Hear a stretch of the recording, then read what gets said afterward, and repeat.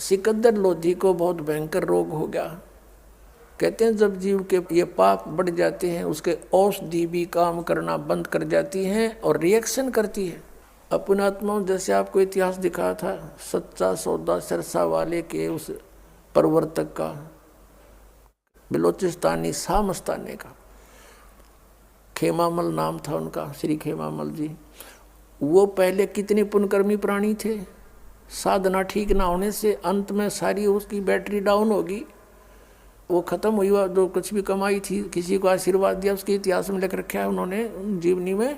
एक को आशीर्वाद दिया उसका लड़का हो गया, एक को नू दिया धनी हो गया, फलाना हो गया, और गुफा के अंदर अपने आप रुपये बने पाए चांदी के। तो वो पूंजी थी वह बर्बाद कर दी पूर्व जन्म की। आगे चार्जर ठीक था नहीं, साधना गलत थी। अंत में इंजेक्शन रिएक्शन से मृत्यु होगी उस महात्मा की। तो पुण्यात्मा परमात्मा कहते हैं कि जब इंसान के पुण्य अक्षीण हो जाते हैं, पाप वृद्धि कर जाते हैं, औषधि भी रिएक्शन करने लग जाती है, काम नहीं करती। तो ये सती थी आगे किसकी? सिकंदर लोधी सम्राट की, किंग ऑफ इंडिया की। अब उस सभी जो वैद्य थे उन्होंने हाथ खड़े कर दिए कि महाराज कुछ भी कहो, हमारे बस की बात नहीं। फिर जंतर मंतर के लिए मुसलमानों से खूब जैसे भी अनुष्ठान वो करवाए, साधु संत फकीरों से। फिर हिंदुओं को बुलाकर अब उसके आधार से करवाया, सब यूजलेस रहे, ऑल इन वेन। फिर किसी ने बताया कि काशी के अंदर एक महात्मा है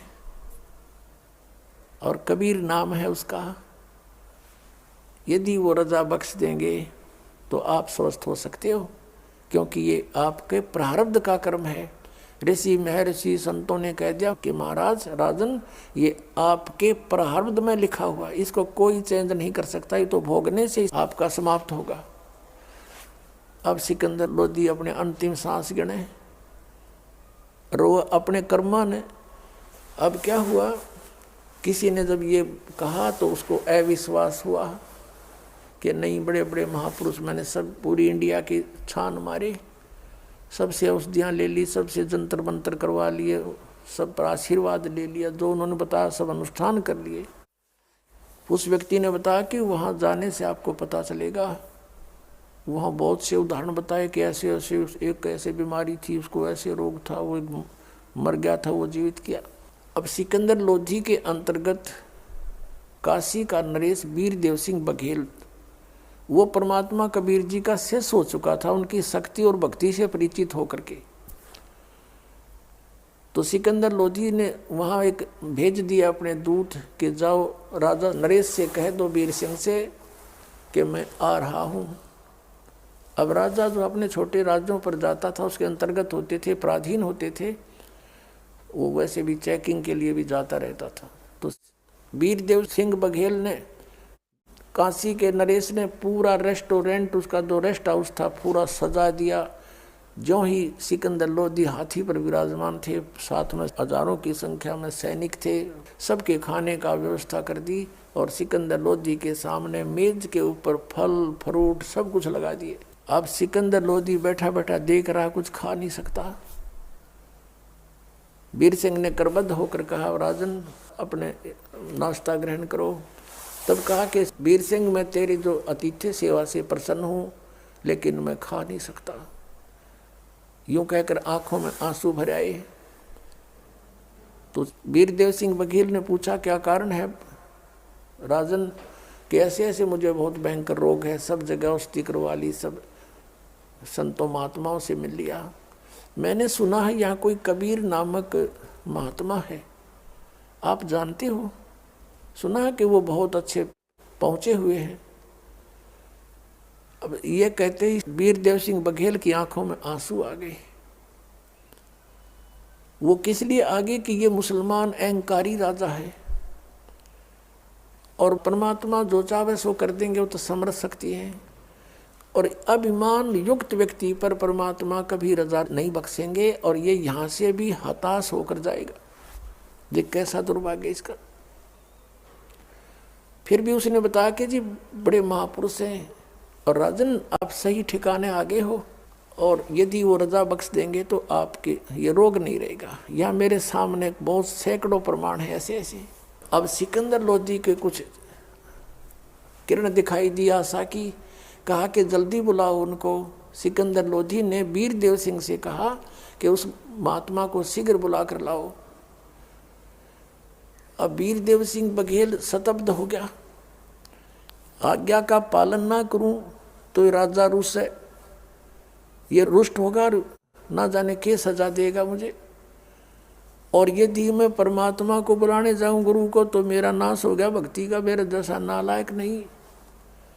अब उसने कहा भगवान दो पाटों के बीच आपका दास फंस गया, कुछ सद्बुद्धि दो मोको। तो प्रेरणा की परमात्मा ने। वीरदेव सिंह बघेल ने कहा कि राजन जो आज्ञा आपका शिरोधार्य है, जो हुक्म है आपका, लेकिन मैंने सत्संग में सुना है परमात्मा से कि साधु संतों को बाई ऑर्डर नहीं बुलाना चाहिए, उनके पास स्वयं जाकर के नतमस्तक होकर के याचना करनी चाहिए, तब वो रजा बख्शते हैं। और यदि हम उनको बाई ऑर्डर यहाँ बुला भी लेंगे राजन, और उन्होंने हृदय से आपको आशीर्वाद नहीं दिया तो यूजलेस है, उनका आना भी कोई फायदा नहीं करेगा। अब कहते मरता क्या नहीं करता।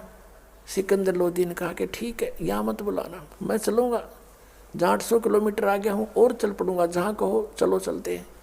शाम यानी आफ्टरनून हो गई थी, शाम का समय था, यानी 3-4 बजे सी। सिकंदर लोधी, वीरदेव सिंह बघेल। सिकंदर लोधी का एक धार्मिक गुरु था जिसका नाम था शेख तकी, और शेख तकी वहाँ के सब मुसलमानों का कंट्रोलर था, धार्मिक गुरु। क्योंकि हम धार्मिक नेता से सदा जुड़े रहे हैं, राजा हमारे लिए सेकंड रहा है, इसलिए राजा लोगों की एक राजनीति होती थी, वो उसी को पकड़ देते थे, उस धर्म नेता को अपने साथ रखते थे और उसकी खूब सेवा पानी और खूब चमचागिरी करते, ताकि ये सब प्रजा को हमारे साथ रखेगा। वो भी साथ गया था। वहाँ से सिकंदर लोधी से कहा वीरदेव सिंह ने कि इस समय वो कबीर परमेश्वर जी अपने गुरु रामानंद जी ब्राह्मण पंडित रामानंद जी के आश्रम में आरती के लिए आते हैं, शाम को वहाँ चलते हैं, इसमें वहाँ मिलेंगे वो। तो सिकंदर लोधी ने कहा चलो चलते हैं। उधर से अपने पीर से कहा कि आओ पीर जी, शेख तकी जी। सिकंदर लोधी ने कहा क्या वो हमारे साथ? कहने लगा मैं नहीं जा करता इन काफिरों के आश्रमों में, वो तो हिंदू काफिर है, हम नहीं जाएंगे। अब वो तो रह गया वहीं पर रेस्ट हाउस में, शेख तकी, सिकंदर लोधी, वीरदेव सिंह बघेल, वो दोनों चले गए। सैनिक बाहर खड़े कर दिए कि तुम रहो यहीं पर। आश्रम के सामने गए तो वहाँ एक सेवादार खड़ा था। वीरदेव सिंह बघेल को मालूम था कि रामानंद जी भी अपने आश्रम में मुसलमानों को प्रवेश नहीं करने देते, क्योंकि कबीर परमेश्वर के मिलने के उपरांत उन्होंने इतना तो सुविधा दे दी थी कि पहले तो केवल ब्राह्मण के अतिरिक्त किसी को भी दीक्षा नहीं देते थे, उनसे सीधे मुँह बात नहीं करते थे। कबीर परमेश्वर ने उनकी वह सारी फड़क निकाल दी। फिर वो हिंदुओं की कोई जाति से भेद नहीं करते थे, लेकिन मुसलमानों से भेद फिर भी करते थे। वीरदेव सिंह बघेल को मालूम था कि स्वामी रामानंद जी सिकंदर लोधी को अंदर ले जाने से मुझसे अक्षुब्ध होंगे और फिर गुरुजी नाराज होंगे कि भाई तूने मेरे गुरुजी को नाराज क्यों कर दिया। तो उसने एक तरीका अपनाया, उस पहरेदार से पूछ लिया कि भाई महाराज जी हैं अंदर? हाँ जी हैं। कौन? कि स्वामी रामानंद जी। कि हमने कबीर साहब जी से मिलना है। पहरेदार ने बताया कि वो आने ही वाले हैं और इस समय अवश्य यहाँ आते हैं, डेली आरती करते हैं गुरुजी के पास बैठकर। तो उन्होंने वीरदेव सिंह बघेल ने कहा कि आप जाइए और स्वामी रामानंद जी से आज्ञा लेकर आइए कि दिल्ली के बादशाह सिकंदर लोधी आए हैं और कुछ समय कबीर साहब के आने तक इंतजार करना चाहते हैं, आपके आश्रम में प्रवेश चाहते हैं। अब अंदर वो सेवादार गया कि महाराज जी ऐसे ऐसे एक सिकंदर लोधी दिल्ली के बादशाह आए हैं। रामानंद जी को पता था वो मुसलमान है, तो वहीं से गुस्से में कह रहे हैं ऊंची आवाज से कि इस आश्रम में इन काफरों के लिए जगह नहीं है, ये मांस मिट्टी खाते हैं, और कह दो बाहर इंतजार कर लेगा। अब वो सेवादार ने आकर बात कही, वो सुन ली, उनने भी बाहर सुने थी खूब नो की नो, सिकंदर लोधी को भी, वीरदेव सिंह बघेल को भी।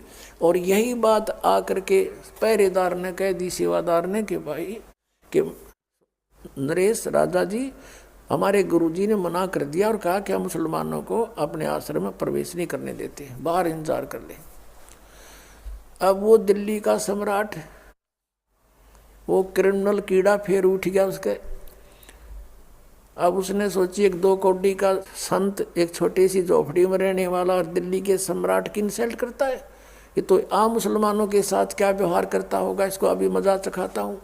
निकाल ली खड़ग तलवार बार और चला गया अंदर। फिर उसने कौन रोका? वो तो एक मर्यादा है, प्रार्थना भी नहीं तो नहीं, संत के आज्ञा का उल्लंघन करना ही पाप है। वो अहंकारवश भूल गया सब कुछ। अंदर रामानंद जी बैठे थे अपने आसन पर और गुस्से में जाकर उसकी तलवार से गर्दन काट दी, 2 हिस्से होकर अलग अलग गिर गया रामानंद। अब सिकंदर लोधी वापस चल पड़ा। पुण्यात्मा, ये मन काल है, ये इस प्राणी से एक बार तो कुबद करवा दे है और फिर आत्मा रोती है कि मैंने क्या कर दिया। अब सिकंदर लोधी वीरदेव सिंह बघेल अपने छोटे नरेश से कह रहा कि देख मेरे खोटे कर्म, चाहता हूँ कोई अच्छा कर्म हो रहा है बुरा। आया था अपना पाप अपने दुख निवारण के लिए और ये और इकट्ठा कर लिया, देख मैंने, ये मेरे कर्म बिगड़ गए। अब आत्मा को सब पता होता है कि मेरे साथ क्यों हो रहा है ऐसा। अब चल भाई वीर सिंह, मैंने तो दुख भोगना ही पड़ेगा, क्योंकि अब कबीर साहब के गुरुजी की हत्या कर दी। अब वो मुझे आशीर्वाद दे ही नहीं सकते, बद्दुआ और देंगे, चल तू भाई खिसक यहाँ से चलते हैं। अब कहते परमात्मा सौछल छिद्र मैं करूं अपने जन के काज। अब जो ही वो दोनों राजा और नरेश वो बाहर निकले, सम्राट सिकंदर लोधी और वीरदेव सिंह, सामने से परमात्मा आ रहे हैं कबीर जी। वीरदेव सिंह ने देखा कि ये आगे महाराज, ये वीरदेव सिंह के उनके शिष्य थे, दंडवत प्रणाम की, मुकुट समेत जो का तो जमीन पर लेट कर। अब सिकंदर लोधी ने सोचा वो कोई चारा नहीं पहुंचा हुआ, संत बताओ कहीं बद्दुआ ना दे देते, नहीं भस्म कर दे। और तुरंत उसने भी दंडवत प्रणाम किया और उधर से वो अपराधी हो रहा था। अब जो ही दोनों ने दंडवत प्रणाम किया, परमात्मा ने उनके सिर पे हाथ रखा, आशीर्वाद देते हुए कहा कि हे नरेशो, इस गरीब के सामने आज कैसे पहुंचना हुआ, उठो, आप तो सम्राट हो, मैं गरीब व्यक्ति हूँ। ऐसा कहते हुए दोनों के सिर पे हाथ भी रख दिया। अब सिकंदर लोधी का जो रोग था वो नाश हो गया, खत्म, जैसे कभी था ही नहीं, छू मंत्र हो गया तुरंत। खड़ा नहीं हुआ सिकंदर लोधी, वीरदेव सिंह खड़ा हो गया और चरण पकड़कर रो रहा है बैठकर और कह रहा परवरदिगार मुझे क्षमा कर दो, अपराधी व्यक्ति हूँ मैं। क्योंकि भगवान परमात्मा के सामने, संत के सामने ये मन भाग जाता है, ये बड़ा नालायक है। आत्मा फिर आत्मा ही है, आत्मा रो रही है बैठकर, मुझे क्षमा कर दो महाराज, मुझे क्षमा कर दो, अपराधी हूँ। परमात्मा ने कहा बेटा माफ़ कर दिया, कि नहीं हो सकता मैं माफ़, क्षमा नहीं हो सकती, मेरी इतना अपराध है, मैंने ऐसी गलती की। रो रहा है और बता रहा है। परमात्मा ने कहा बोल बेटा क्या दुख है तेरा, क्या गलती बन गई, सब माफ़ कर दूंगा, सब अक्षमा है मेरी ओर से कि मैंने ऐसे ऐसे जुल्म कर दिया। सब कहानी बता दी रोते रोते कि मैं दुखी था, सब जगह जंतर मंत्र मैंने करा लिए, सब औषधि ले ली, कोई राहत नहीं मिली। आपकी कृपा से, आपके आशीर्वाद से ये दास स्वस्थ हो गया। हे भगवान, अब मैंने एक अपराध कर दिया, अब मुझे डर लग रहा कि आप मुझे बद्दुआ दोगे, मुझे श्राप दोगे, मैं फिर गल जाऊंगा, मुझे क्षमा कर दो। और मैंने ऐसे आपके आश्रम में आपके इंतजार के लिए प्रवेश चाहा था, लेकिन स्वामी जी ने मुझे अभद्र तरीके से डील किया, जिस कारण से मैंने उनकी हत्या कर दी, मुझे माफ कर दो।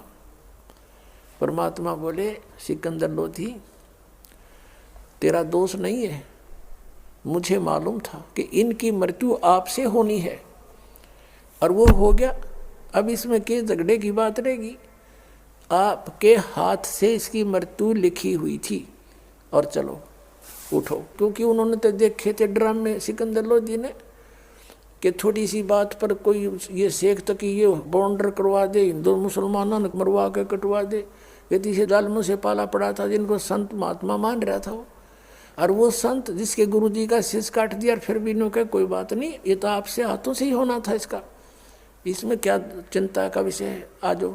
मत जाना राजन, अंतिम संस्कार करा के जाना, नहीं तो लोग आपको बहुत धिक्कारेंगे। अब राजा पीछे पीछे, कबीर साहब आगे आगे, दोनों नरेश अंदर गए।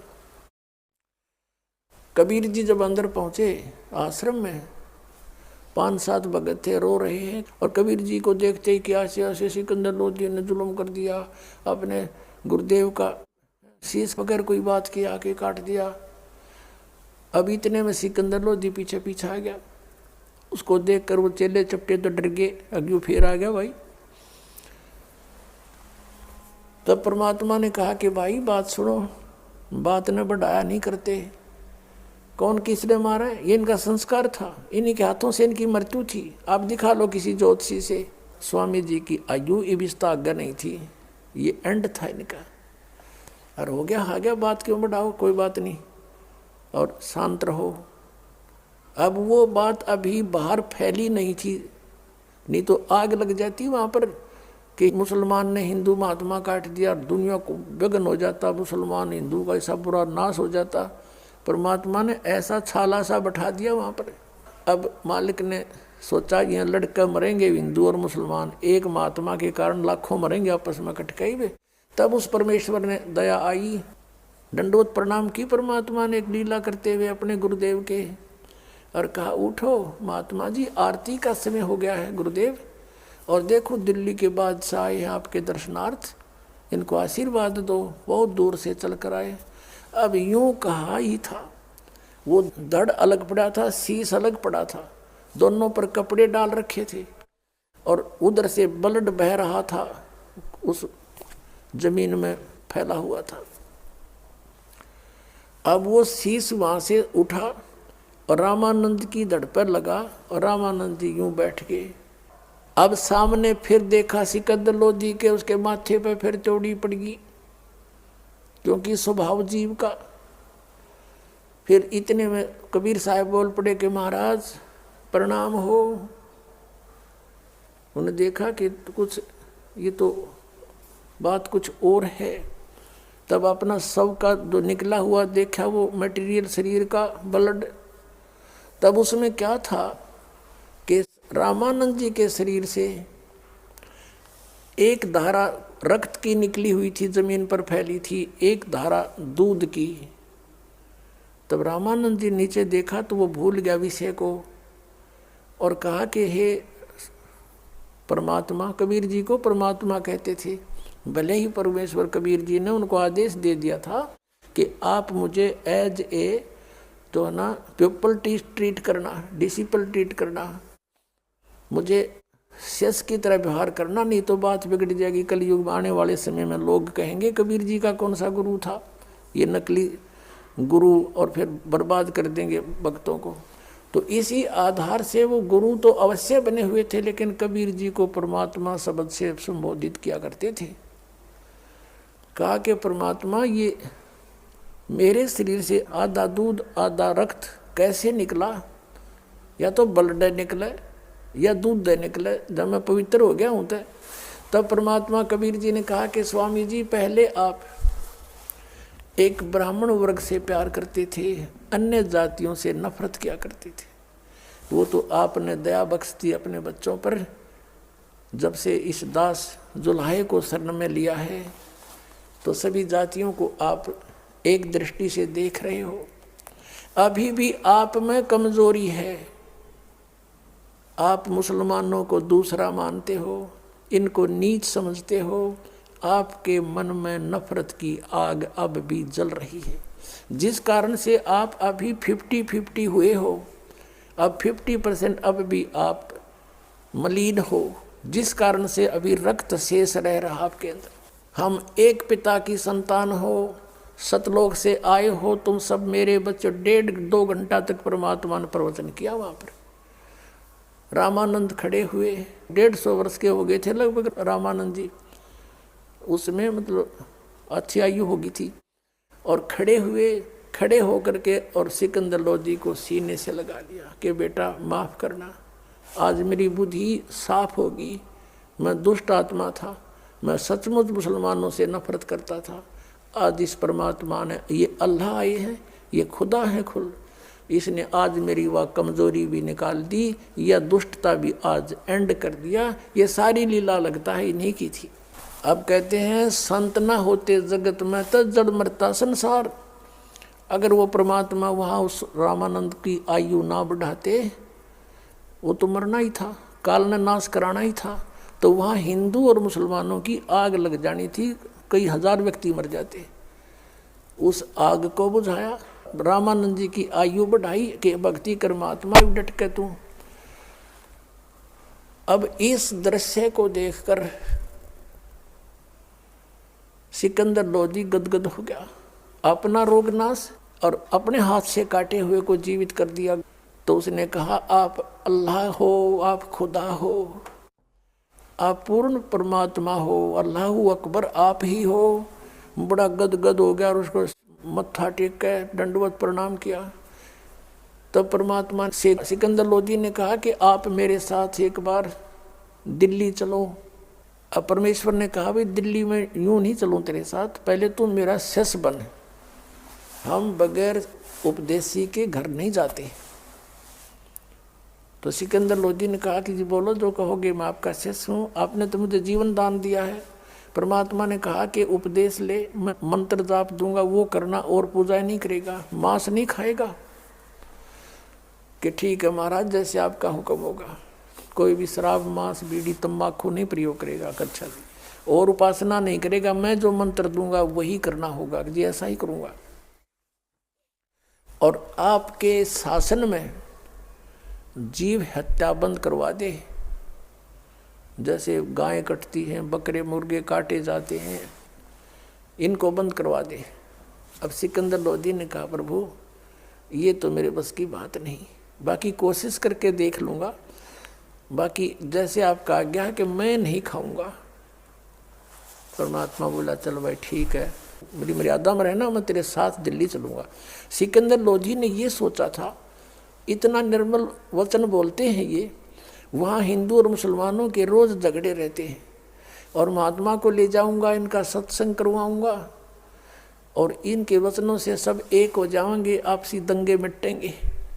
ये सोचकर उन्होंने उनको दिल्ली आने का निमंत्रण किया और मेरे साथ चलो भगवान। परमात्मा ने स्वीकार किया। क्या चलेंगे, क्यों वहाँ भी कई काटे ही काटने थे। अब सिकंदर लोधी वापस आ गए वीरदेव सिंह के रेस्ट हाउस में, जहाँ पर राजा लोगों के लिए अलग से बनाया होता था एक स्थान। तो वहां जाकर के अपने पीर से कहा, शेख तकी से कहा था, इस खुशी में क्यों राजी होगा, बड़ा खुश हो गया कि अब तेरे राजा का दुख दूर हो गया।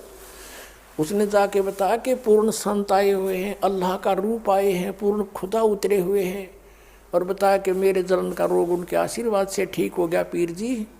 और मैंने ऐसे ऐसे उन्होंने अपशब्द बोल दिए थे मुसलमानों के बारे में, रामानंद जी ने, मैंने उनकी गर्दन काट दी थी और कबीर जी ने वो भी जीवित कर दी। ये तो अल्लाह आए हुए हैं।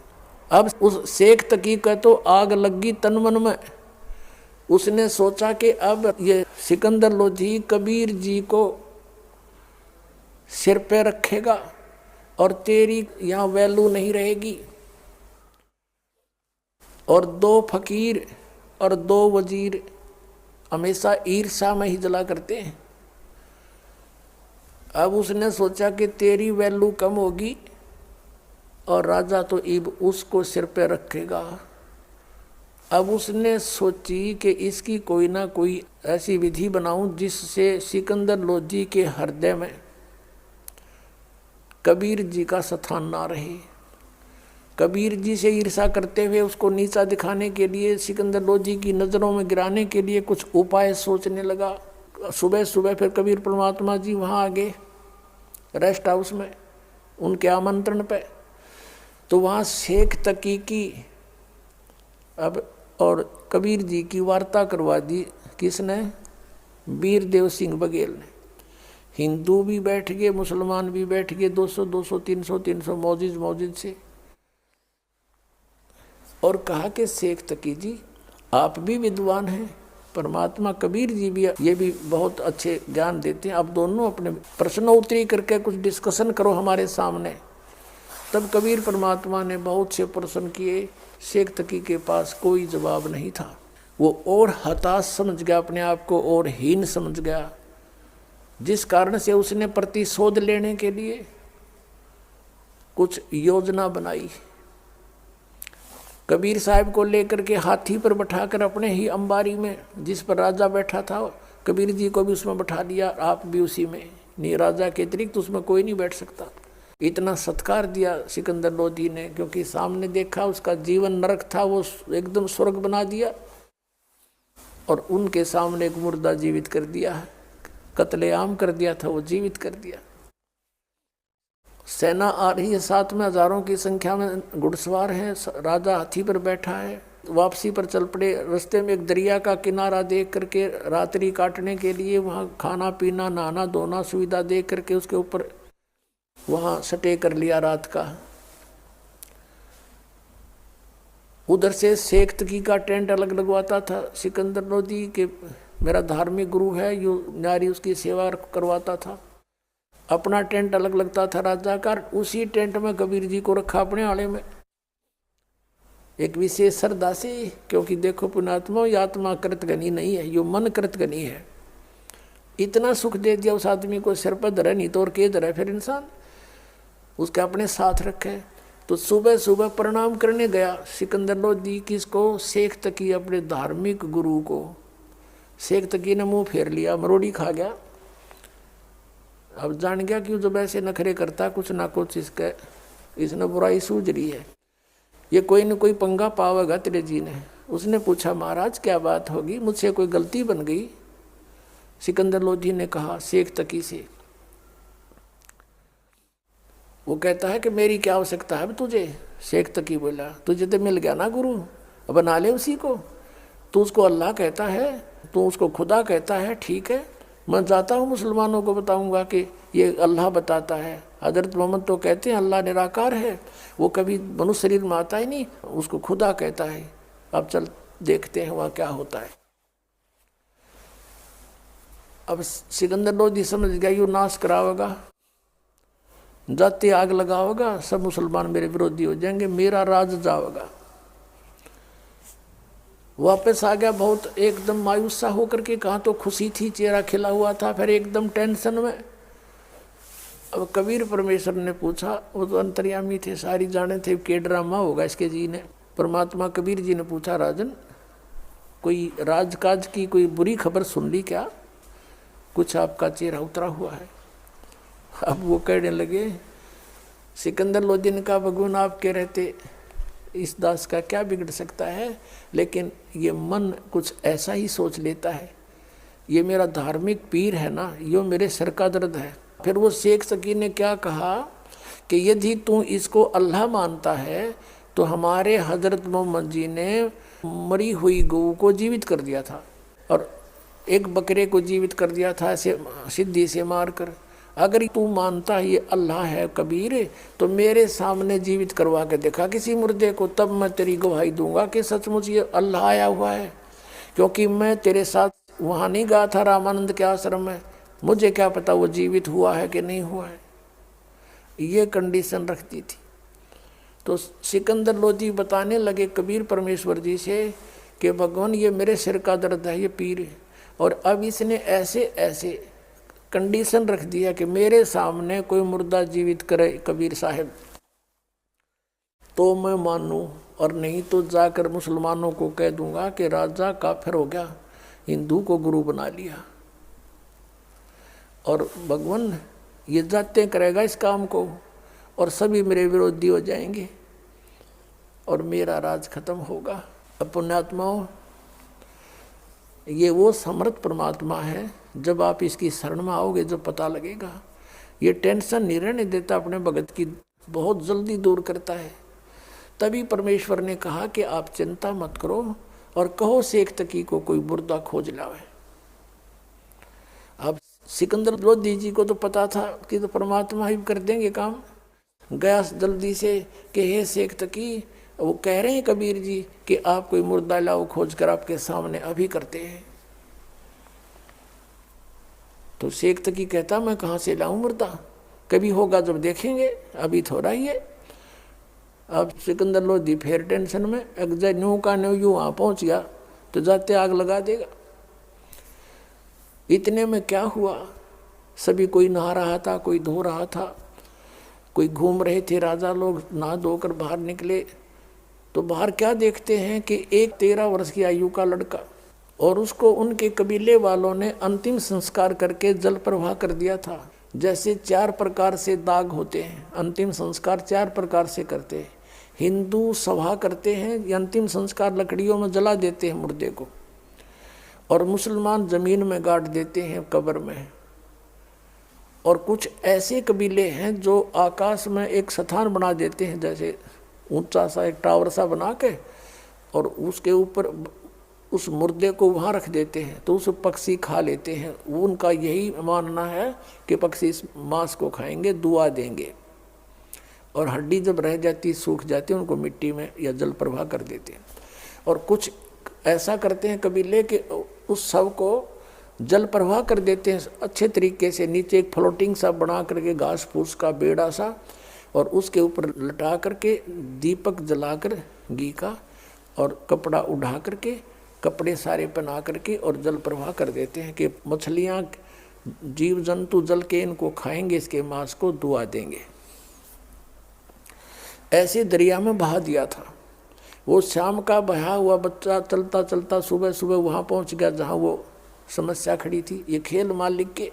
तभी कहा किसी ने कि वो आ गया मुर्दा, वो आ गया मुर्दा, जल में आ जाता है ऐसे।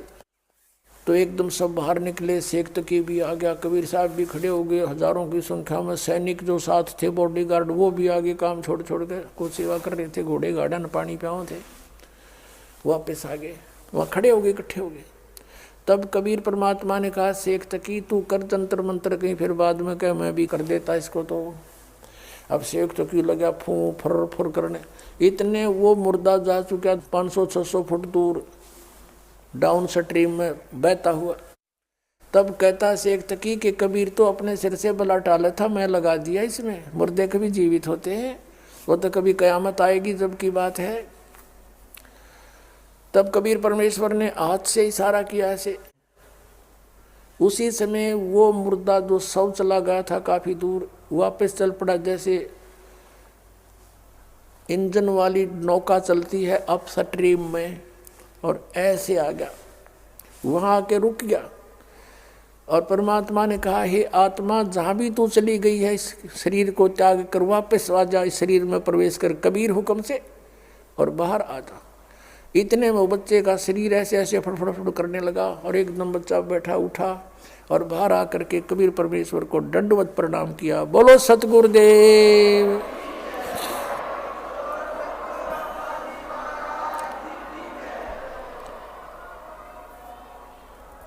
अब सभी उपस्थित जनों ने क्या कहा, कमाल कर दिया, कमाल कर दिया, कबीर जी ने कमाल कर दिया। उस 12-13 वर्ष के बच्चे का नाम परमेश्वर ने कमाल रख लिया, और उसके कोई ठिकाना कोई जाना नहीं था, और उसको अपने बच्चे के रूप में अपने साथ रख लिया। अब वहां से चलकर आगे शेख तकी की तो मां मर गई। उसने सोचा चाव था नीचा दिखाना, इसका तो और आदर बढ़ गया। आते ही उसने वही काम किया, मुसलमानों को बहलाया फुसलाया कि ये तो एक काफिर का गुरु बन गया है, ऐसा कर दिया है, ये झूठ बोलता है, मैंने मुर्दे जिंदे कर देता है, ये झूठ बोला है। अब इसकी परीक्षा लेंगे कबीर की।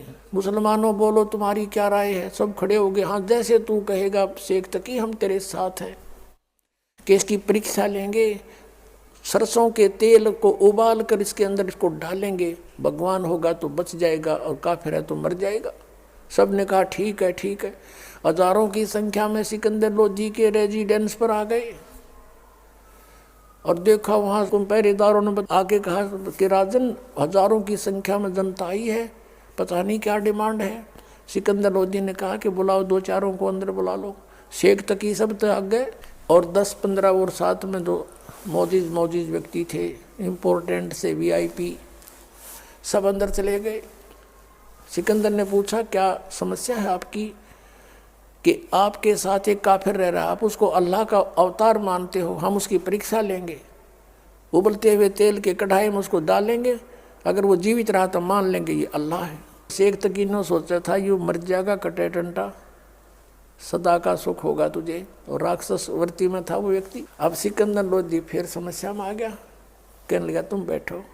कबीर साहब को अपने ही मकान में रखा हुआ था, अलग से कमरे में अच्छे आदर से, वहाँ गए, अपनी समस्या बताई कि प्रभु इसने एक बखेड़ा और शुरू कर दिया और मैं कैसे अपने मालिक को उबलते तेल की कढ़ाई में डाल सकता हूँ, एक तरफ मेरी रोजी रोटी, एक तरफ आप हो।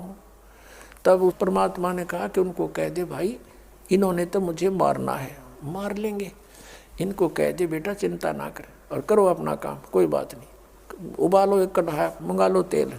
अब सिकंदर लोधी को विश्वास था कि कुछ नहीं होगा इनके, क्योंकि उनको एक दो ऐसी चमत्कार देख लिए थे। फिर भी मन सोच रहा था कि बने तकी गलत, जय गुरु जी मर गए थे, लेकिन मजबूर था, पब्लिक के सामने राजा के कोई पैर नहीं होते। तो उसी समय वो शेख तकी से कहा कि आप कर लो जी, जैसे करना है। हाँ भर ली, उन्होंने कहा हामी दे दी, यस कर दिया कबीर जी ने, ले लो परीक्षा। अब क्या करा, शेख तकी ने अपने कहा कि तुम बड़ी सी कढ़ाई लाओ और नीचे बड़ा चूल्हा बनाओ और लकड़ कती मोटे मोटे घेर को उबाल दो तेल। ऐसा उबाल दिया जैसे चाय उबला करे, तेल सरसों का। और कबीर जी से कहा कि लाओ पकड़ के। और उस दृश्य को देखने के लिए कई हजारों की संख्या में नागरिक आगे अगले दिन का समय रख दिया था। अब क्या डालो पकड़ के कबीर जी को। शेख तकी कहता है, परमात्मा कहते हैं या सेवा मैं आप पर कर लूँगा अपनी, तुम मत करो। वहाँ से चलकर परमात्मा और कढ़ाई में प्रवेश करके बैठ गए। कढ़ाई के अंदर इतने हैं, शीश गर्दन से ऊपर ऊपर बाहर हैं और आराम से बैठे यूं। अब शेख तकी ने तने सोचा था कढ़ाई में पड़े इनका काम बना, तेरे जी सा आ जाएगा, आनंद होगा। अब वो देख रहा है कि इसका कुछ नहीं हो रहा है, तो आराम से बैठा है। तो क्या कहता है कि राजन ये जादू जंतर जानता है, इसने तेल की तासीर ठंडी कर रखी है, गर्म नहीं है, वैसे उबलता नजर आ रहा है। अब सिकंदर लोधी ने सोचा कि ला चेक करता हूँ, उंगली डालने की चेष्टा करने लगा तो परमात्मा बोले कि राजन इस मूर्ख के कहे इसमें हाथ मत दे दिए, इसकी कोई फारेनहाइट का बिना बेरा कितनी डिग्री तो बाल रखे हैं कसाईयों ने, उंगली नहीं रहेगी तेरी, इसमें डालना मत। लेकिन सिकंदर लोधी ने सोचा गुरुजी ने जले तेरी एक उंगली के बिजली पड़ेगी। उसने नाटते नाटते उंगली दे ही दी। जितनी उंगली तेल में गई थी उतनी कटके वहीं खत्म हो गई, निशान नहीं पाया उसका, और बेहोश हो गया राजा। इतनी पीड़ा हुई इसको। अब देखा राजा बेहोश हो गया, इन मारेंगे, ये मर गया यूँ। कबीर परमात्मा बाहर आए तेल से निकल कर, और राजा को उन्होंने जैसे भी पानी के छींटे विटे लगा करके होश में लाए। वो फिर इतनी पीड़ा थी, फिर बेहोश हो गया। राजा ने इतनी पीड़ा कभी देखी नहीं थी। तो परमेश्वर कबीर जी ने पकड़ के उंगली पूरी कर दी। बोलो सतगुरुदेव की जय हो। और सिकंदर लोधी राजा एकदम सचेत हुआ। वहाँ देखने वाले हजारों की संख्या में लोगों ने परमात्मा कबीर जी की जय जयकार करी, उनसे उपदेश लिया। हिंदू और मुसलमान उनके शिष्य बन गए। शेख तकी के गढ़ों पानी पड़ गया। अब कहते नीच व्यक्ति अपनी नीचता को त्यागता नहीं। कबीर परमेश्वर की वाणी है, राज तजना सहज है, सहज त्रिया का ने, और मान बड़ाई ईर्षा दुर्लभ तजनाइए।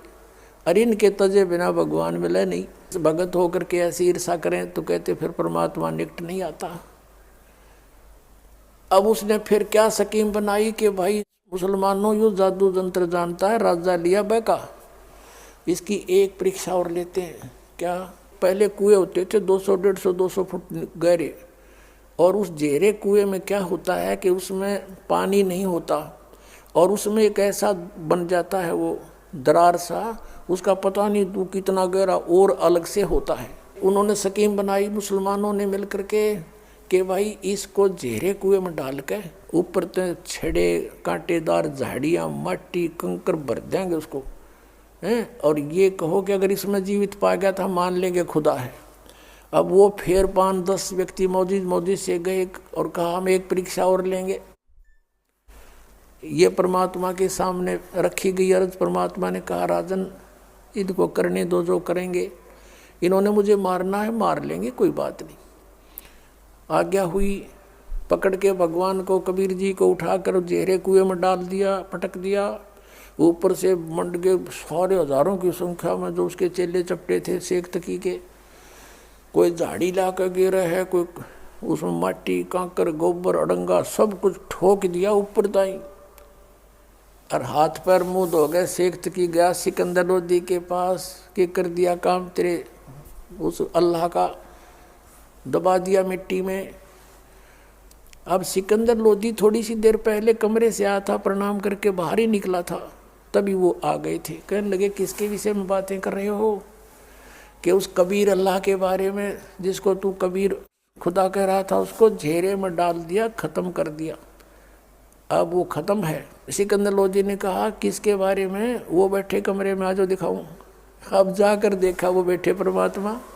बोलो सतगुरुदेव।